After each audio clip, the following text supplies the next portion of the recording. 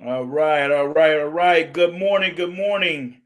This is Lawrence King with Building Top Agents, where we cover everything real estate, from purchases to selling to investments to Airbnb, midterm investing, advice on different brokerages for realtors, so on and so forth. And today I have my special guest, James Fuller from Atlanta, Georgia, here on the show today. Welcome to the show, James. Thank you. How you doing, man? I'm well. Thank you for having me. I appreciate it.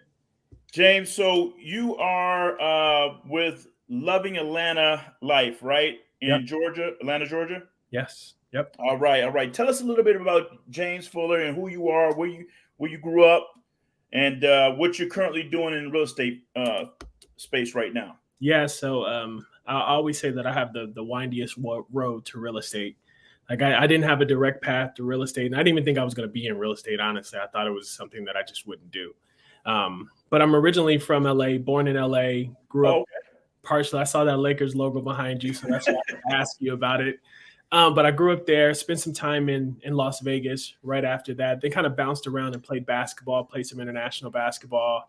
And then I was really kind of plucked out of that right into finance with JP Morgan. They just kind of stole me from the space.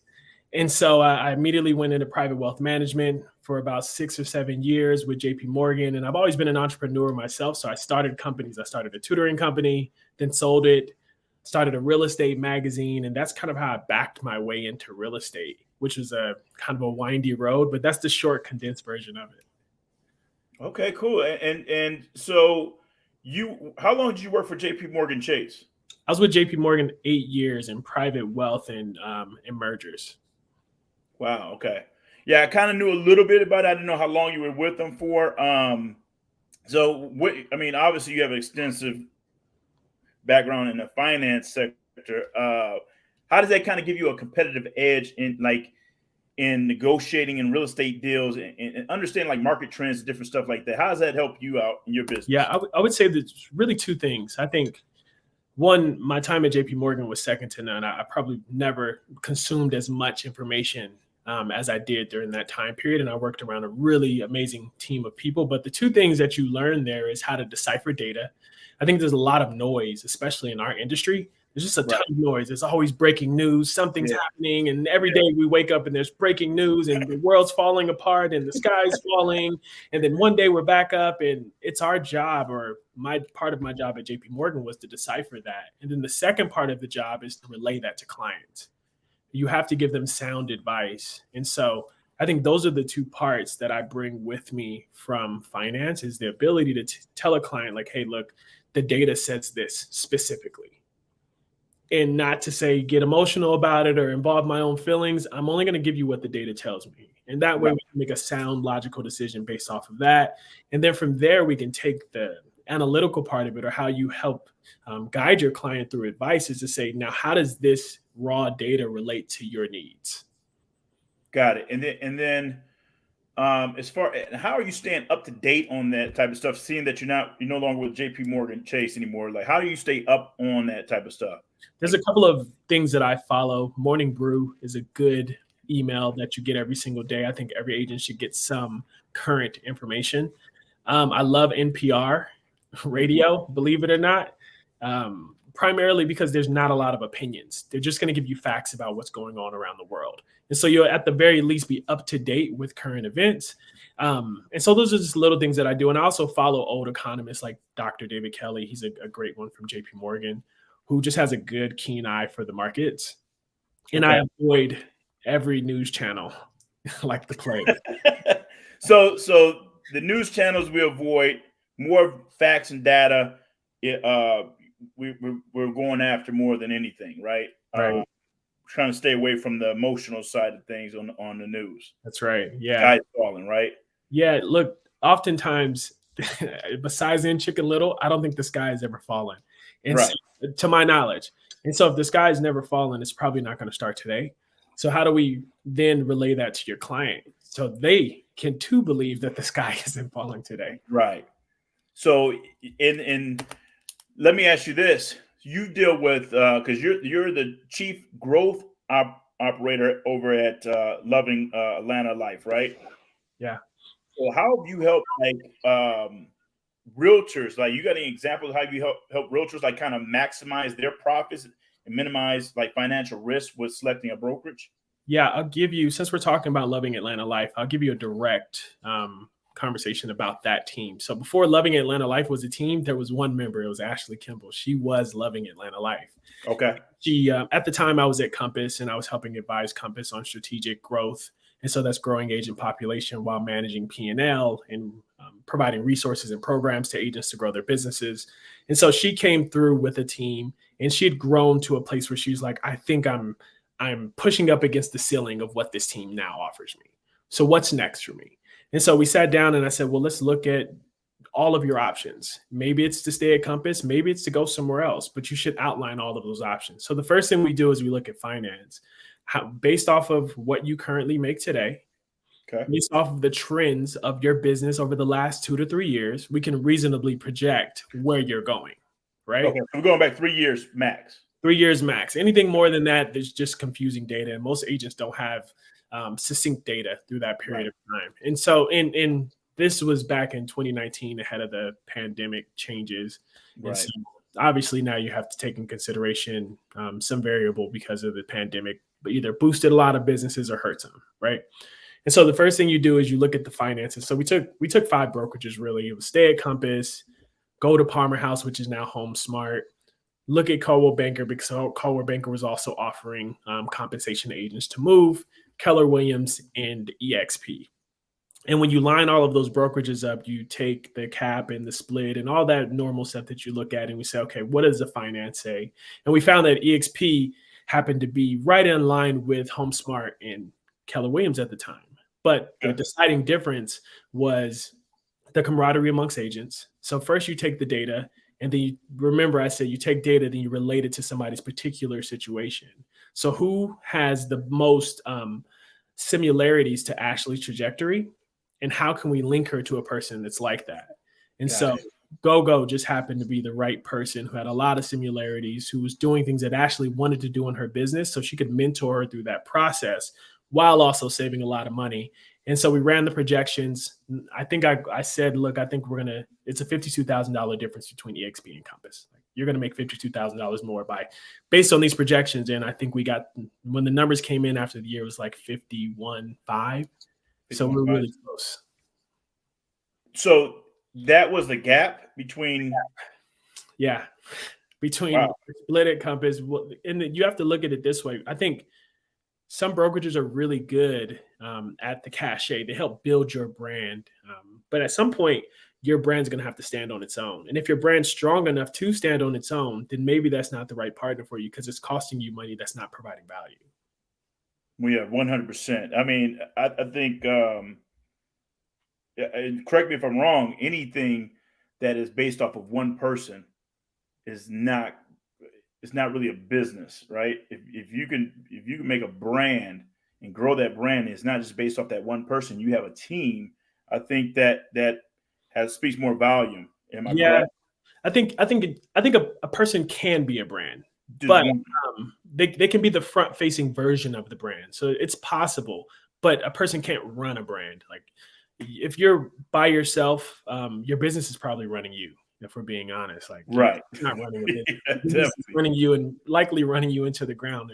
It's funny because she was like, I can't do anything else. I don't know what's going on. I just feel like I'm swamped. And I was like, okay, I think first thing you need to do is hire an assistant. Let's start Right. with square one. Start taking things off of your plate that are unnecessary for you to do in the business. It doesn't grow you at all. And so let's take those mundane day-to-day tasks off your plate. Now you can focus in on selling better, as opposed to writing contracts and opening doors. And those are things that I think top agents shouldn't be doing.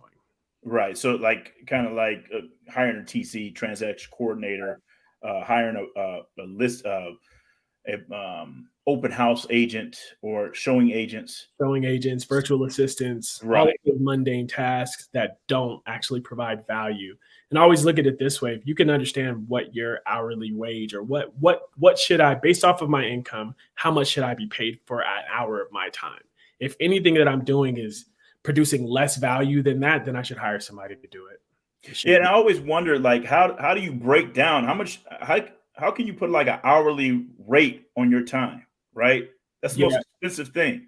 Yeah, I think you got to be honest first with how much you actually work. And I don't mean a lot of us get caught up in our day-to-day busy work, but it's not actual work. So how Right. much actual work are you doing on a day-to-day basis? And then you just divide it by, you take your income that you made that year, divide it by the number of hours you worked, and that'll determine your hourly wage. Anything below that should be farmed out. Like if you're setting up, you're calling back to set appointments that are already kind of down the road, it's Mhm. probably not a good use of your time. You're Right. writing a contract when you could be selling more and someone else could write that contract and they'll charge you $5 to do it, $10 to do it. You should, um, by all means, leverage that help. Yeah, and then like for for for that, how are you or how is Ashley and you, obviously, because you have a calendar, you have a schedule. How do you organize your day in and day out operations? So I learned this through my time at JP Morgan. Jamie Dimon used to say this to us in meetings. He's like, I have three things on my to-do list daily. Only three things. And anything about below that is not a priority. And like I know in real estate, every day something comes up. Right. Something's gonna come up and it's gonna throw your schedule out of whack. Yep. So I make sure there's two things in my day. I'm working on the business and in it, or revenue driving or revenue supporting. And so I make sure that I book time to generate new business. And rather that's helping agents generate some business that are on our team or that work with us, or generating our own business. Right now we're working on this really unique seller lead strategy that I'll eventually share with everybody. But we're in Okay. the front early stages of it, and it's working really well. Our contact rate's really high. We've qualified almost 40% of all of the leads that have come in, which is an astronomical number compared to qualification rates that are usually like 5%. And Okay. so we're hitting on all cylinders. But I make sure I make time for that. And then the second thing I do, I make sure that I make time to grow our business. How does our brand look? Are we growing our agents in the background? Is there anything that we need to do to support our agents in a better way? Is that hosting one-on-ones with them, helping them develop business strategy, helping them niche down into their marketplace, whatever that is. But I make sure those two things are on my calendar and everything else is up for grabs. So I don't, there's a lot of people who are like, I book every inch of my day. Yeah. Yeah, and I'm like, nah, I'm actually not that guy. Okay. I So have, so you have three things that you mainly focus on that's priority, and everything else just comes in day to day. yep. Okay. And then as far as so help me with this because I know a ton of agents, and I think I was telling Ashley the last week, I believe it was, on another show that the advice she gave, like the information she provided, as far as financials and savings and having enough for the next quarter after for realtors, Yeah. uh, was like crazy and blew my mind. I was like, man, I wish I would have had that information when I first got in the business of Yeah. learning financial literacy, right? And knowing how to save for for the next quarter after that, because in this business, you may get one deal and may not see another deal until 6 months down the line. And it's hard to, especially if you're in it full time, Yeah, it's that's hard true. to, make sure you balance it out after one deal. So how are you and Ashley helping like your realtors right now prepare for like a down market or downturn, downtime where Yeah. people may not be selling or may not be purchasing? How are you guys helping your realtors right now? Yeah, I think there's really three things you should do. And I think all realtors should think about it this way. But there's one first thing is protect. Protect your revenue stream, protect your channel of income. Mm, And the way that we do that is we are the source of our leads. There's okay. no middleman. There's nobody telling us when we can turn and turn off the leads. We're actually developing unique channels for leads for our agents. And so if we can control that, we can reasonably project income, right? So that's number one. Number two is diversify. Um, I know we all know an agent who's been in the business 30 years, but in my opinion, nobody should stick around for that long unless they just love it, right? You should Right. love it. And so you shouldn't be living paycheck to paycheck or deal to deal as we do in as real estate agents for that long. The Right. stress, the strain on your life, it's just not necessary. And so ways that you can diversify, and the reason we came to EXP was a rev share. Rev share Hmm. is a big driver for us because it is a way that if our market, our unique market, Atlanta, isn't selling, it's probably selling in Dallas. They're probably selling in Seattle. They're Yep. probably selling in LA. And so if we can help show agents how to sell, regardless of market, when they do a deal, EXP will pay us for that. And so why not use the information that we're already sharing anyway to help agents join or convert to EXP in a way that's meaningful to their business, but also on the back end, EXP will say, hey, look, I think we thank you. And we're thanking you continuously as these Right. agents will do deals. So I think that's step two. And the third thing is partner up. I can't stress Partner. enough that being the sole provider or the sole income driver is hard enough as it is. But if you find yourself in a down market, it's even harder. It's stressful, and you don't have anybody to bounce ideas off of. What if in a down market you need to take a vacation? You need somebody that you could depend on. And partnered up could be another agent, but it could very well be an assistant, could be a virtual assistant. It could be finding referral partners in other markets, but partner up so that you're not in it alone. This is a lonely, lonely industry. And the 100%. agents who stay in it the longest are the agents that build meaningful relationships. Yeah, and how do you feel about agents or realtors that say they need an office to be motivated? They need to be around other people in the office to be motivated. What's your take on that? I don't believe it for a second. And I'm going to give you a really good example. We built a massive office, 40,000 square foot office Hmm. in Atlanta, 3 stories, fits 500 agents. It spent a ton of money to do it. It's beautiful. Lights from Italy, cubicles, all of this great stuff, Right. auditorium seating. No one comes. Right. No one comes to the office. And I also believe that if you're a really busy agent, you don't have time to sit in the office all the time. You really don't. And so my thought on meaningful relationships, and I think the pandemic changed that dramatically. Where now we spend a lot more time like this, one to one via Zoom. Right. And some of the most meaningful relationships I have in real estate aren't in Atlanta. They're people in LA, Yeah. Miami, Boston, New York, and they're sources of information and they're drivers of data. They tell me things about that's happening in their market that I could potentially anticipate in ours. So I look at places like Dallas. Dallas is a market that's really adjacent to Atlanta, similar size, similar growth trajectory, similar GDP. So I look at that and I go, well, who do I know in Dallas that can help me better anticipate what may happen in my market? Charlotte's another market where you can say it's very similar to Atlanta. Who do I know there that can Right. help me insights on their market? And there may be something going on. And frankly, a lot of those places have people moving to Atlanta anyway. So it's a referral source. And so I'd much rather spend my time that way than to say, like, oh, me and John sit next to each other every day. And that means we're selling real estate. That means nothing to me. And frankly, Right. I'm telling you, the agents that sold the most, in my experience, and while I was at Compass, I probably interviewed 2,000 to 3,000 agents through that time period. The ones that sold the most were rarely sitting at a desk in an office. Office. I Yeah, agree. but it I feels good. Everybody wanted one. I'm telling you, everybody they fought us for it. Everybody wanted an office with a window, and I think it's about the cachet. Everybody wants to show other agents that they're big, and I understand that because it's very hierarchy based system where you want to stack rank yourself above or below certain agents, and that feels great. And I think that works in any sales industry. But at the end of the day, that office isn't selling any houses. Right. 100%. I mean, the realtor is, and I believe that being in an office is not gonna help you get a deal. It does I'm a it. big believer in that. I've seen agents say like, "Well, no, I'm in here with the other agents," and I'm like, "No, those agents in that office aren't on your team. They're Right. competing with you for that deal. Very unlikely that they go, you know what, you need a deal, Right. Lawrence. Let me give you a deal. You look like you need a deal. Meanwhile, they're like, I need a deal. I don't Right. know if my next deal's coming, and so you won't find that in an office setting where you're more likely. And in my opinion, the people in the office work with those same exact clients. They're your clients. And so you're competing with them. But the people in LA, they have nothing to do with your clients. Right. Sharing information or sharing best practices with you does nothing to harm them. And so Right. I look at it that way, that why would someone who's competing with you give away their gold? And they typically don't.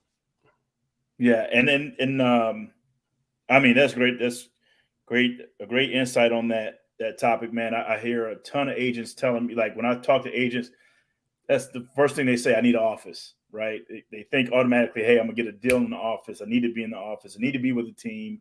In What the I would office. always tell them is go, okay, I would say, okay, great. What size? Oh yeah, this is oh, okay. Do you currently have an office? Yes or no. If it's yes, I go, how often? Okay, how often are you there? Oh, probably 2 or 3 times a month. I'm like, come on now. Right. How often do you actually set foot inside of that place? Or is it psychological? Where you just saying, I know I have it. So it's it's my possession. I possess this thing, like the guy from the Lord of the Rings. He wants the ring real bad. I don't remember his name, but you know what I'm talking about. Yeah. He wants to possess it. And I'm of the opinion that there's nothing to actually there's no correlation between office or attendance in office and sales. Nowhere. Yeah. Man, this is great value today, man. I appreciate you getting on the show. Mark, you had a comment while I'm saying this all along. Other agents are competition, 100%. Yeah. So yeah, I mean, other agents are seeing that, or starting to understand it, I think, a little bit more. Um, which so if you had to start over, let me Mhm. ask you this: if you had to start over Mhm. in the real estate space, what's the one thing that you would do different? Well, there isn't one. There's three. I'm going to give Okay. you three things. In this specific order, I would do them. Okay. One is niche down. Figure out who your client is, how you can serve that client, Okay. and does it correlate to your own personal experiences? You have to have a connection to that client in some way. But once you find out who that client is, you look at total addressable market. Is there enough of these clients for me to even try to work with? Once you figure that out, once you've niched down, continue to niche down until you're the best person in that small niche. You could be, I am the best investor led agent for agents who are looking for land to build storage facilities, or I Right. am the best agent for luxury houses over 3 acres in this rural area. Niche down until you're the go to person, you're the source, you're the best. So that was the first thing I would do. Second thing is systems. You got to have a system in place. Like, System. I think we spent a lot of time. I think a lot of people ask, like, why aren't you guys rapidly ramping up your agent population? I'm like, because the system's got to be better. I want this. There's a lot of friction in real estate. I think on average, they say we open 11 to 12 websites to do our daily business. Yeah. So how do we remove some of that friction within our own systems? And if we can make a frictionless process for ourselves, then it's going to feel that same way for our clients. And so that's the second thing that I would do. And then third, find a mentor. Find somebody who's close to your niche, who runs systems very well, and copy it. You don't need to recreate the wheel. Rinse and repeat. That mentor. Rinse and repeat. Yep. So first was niche down. Yep. Second was systems. Mm-hmm. Have a system in play or systems. Mm-hmm. And kind of boil those down to Yep. what would you say? 3 or 4? Yeah. So we have one CRM system. That CRM system kind of runs our world. We now have a second one that's lead driven. So it's where our call center works and our leads are managed through that part of the process. But that's primarily where our systems live. And so we know every day you can go to one of those two places and find out what's going on with our business. And so Okay. if you can drill that down to the least amount of possible logins, you'll have a lot less friction in your day where you go, okay, well, now I got to go open this and I got to try this. Okay, now I got to go to this place and open this thing. Okay, now I got to close this. Well, what is that password? Oh, I didn't save it. Okay, now I got to go password. Now I need to reset the password. Now I got to log into Gmail. And so Right. yourself running up really, and then you get to the end of the day, and you're like, man, I was really busy. And it's like, yeah, but were you productive? Right. And so your systems will provide that you're productive. And those systems should be talking to your clients in times that you cannot. Got it.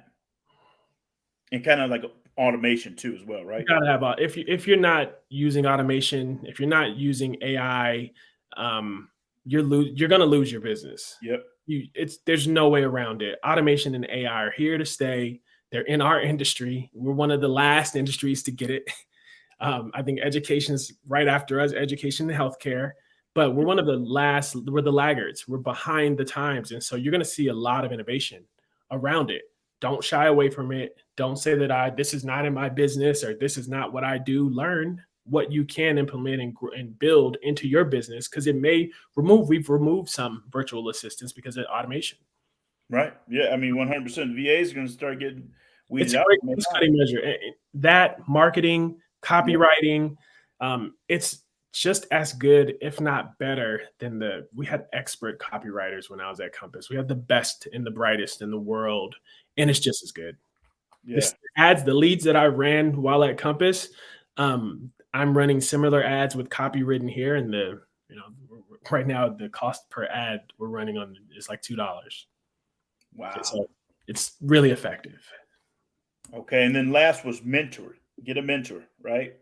Yeah, and look, I think I'm a big believer that you should have a mentor that you can have a one-to-one relationship, but Uh-huh. sometimes mentorship comes from a distance. So you could find an agent and just follow the things that they do. Follow the practices, follow the bricks or the breadcrumbs that they've Right. already laid with their business. Go back, look for it. How did they start their business? What partnerships did they have? Who's involved in their day to day? Figure those things out, and you can take mentorship um, from that agent without even ever speaking to them. Yeah. Most of the times, there's so much information online.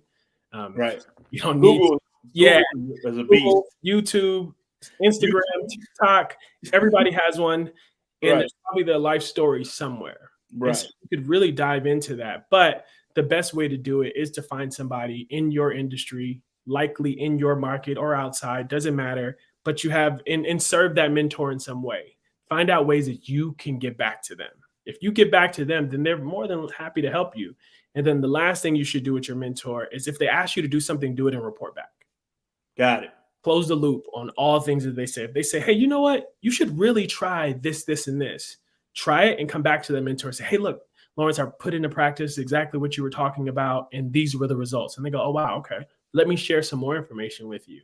Right. Because you're knowledgeable. Now you're putting in practice the things that I'm sharing with you. If they're just giving you information and you do nothing with it, eventually they stop sharing.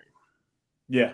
That's true because it was more of a time waster at that point, right? Yeah, it's kind of like if you tell your kid, "Hey, brush your teeth in the morning," then every day you have to go back and say, "Brush your teeth in the morning. Right. Brush your teeth in the morning. Brush." That's not only is it a time waster, it's also annoying. Yeah. And so don't come 100%. back to that mentor with that type of mentality. Brush your teeth, I guess, is the message here. And let me ask you a question. Actually, Joseph has a question. How do you Yeah. analyze your processes and systems? Do you have a baseline, standards, examples you look to so your processes are top notch? Yeah. So what I do is with our particular system, I look at deals in stages or how quickly or how efficiently can it help me move from one stage to the Yeah. next. So is it which system allows me to communicate through those stages effectively, and which one cuts down time in stage? Because I'm a big believer that if a deal sits in any particular stage, it dies. Right. Typically in real estate, I would say 14 days is a good measure to say, like, hey, if I talk to somebody and they say, yeah, I think I'm going to talk to the lender, and they don't talk to the lender for 2 weeks, they're probably not going to talk to your lender. And Yeah. so you need a system that helps cut down that time and increase your efficiency. Maybe they should be saying, hey, sending alerts to the lender, hey, you need to contact this person because I spoke to them and introduced and they didn't say anything back. Hey, you need to go back to that person and say, hey, look, hey, Josh is right here for you. He has the 2-1 buy down ready. Are you ready to apply? Whatever those things are. But I look at everything in that space is how much return on investment is it going to provide? So cost of it. There's some that are really expensive, and I don't believe in overpaying for anything, Right. frankly. And so if it's not going to drive ROI and increase conversion, Right. then I don't use it. Right. And just look at the best teams or the best well-oiled teams that you see out there. They probably have a great system. And I guarantee you across the nation, you can probably call that agent. Yeah. That's true. Call them and say, hey, man, I think you're running a really great business. What are you doing? What system do you use? Because Yeah. I'm using this, this, and this. Are you using that? And if you have a little insight into what they're using, you could say like, hey, look, I know you're great at you use Follow Up Boss, right? Yeah, I saw you at they have their convention or their conference, Right. right? So you could say that to them, hey, or find them personally when you go to conferences, Inman, whatever it is, but ask is a good policy. And that's how you develop mentors too, asking really insightful questions. Awesome, man. That was good. And second to last question I have for you today, and I'm gonna let you go because I know we hit the 30-minute mark on this show. Um, what are Do you invest in real estate yourself? Are you an investor yourself? Yeah. So we fix and flip, we buy and hold. I think the next lane for me is EV charging stations. And so Mm, finding real estate to put EV charging stations, I think if you look at the trends in America, you're going to see that coming where every car company is saying they're going full electric by 2030, 2035, and there's very limited real estate connected to that. I think if for anybody who's interested in investing in real estate, um, first develop your own appetite for risk. Figure out how much risk you can actually take. And I was talking to Ashley about this last night because we're building our business. She was like, I thought it was really risky, but I'm not. And I'm like, yeah, no. Until you're pressed up against your limit, you don't know where that limit stands. right. So figure out ways to develop that. How much appetite for risk am I willing to take? And then from there, you can develop a strategy to maximize return because return with risk, outsized risk for you personally. Me, I'm really cold about investing. If the numbers make sense and it lines up perfectly, I do it. If it doesn't line up to what I want, I don't do it. I don't even consider my emotions at Right. all. Right. But that's because I have experience in it. I have licenses and I've been doing it for a time, but most people have not. And so if Right. you're not, start to develop an understanding of your own risk tolerance. How much risk am I willing to take? And then from there, develop what type of investing. And my appetite for investing grew when I got into real estate. So we Ashley and I did our first deal like months after meeting each other. We basically did a wholesale deal. We bought a house and we sold it for I think it was $30,000 more in like a week and a half. And so we now we're looking at getting as many doors as we can possibly get.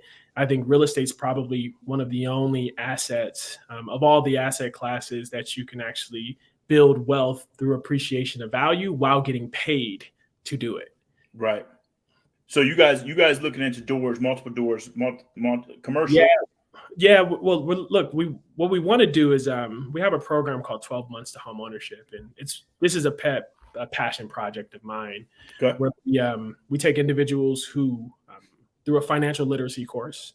And through that course, we make sure that they're eligible to buy a home. And so it's run by this nonprofit Housing Plus, backed by the United Way. So we do matching savings, we do credit boosting, but we teach them how to manage money, teach them how to run this process. The downside to it is that there's no homes in the entry level market Right. for most of those individuals. And so now my next phase of it is I have a good friend of mine. His name's Brian Ware, Best Way Construction out of California. If you're in California, look him up.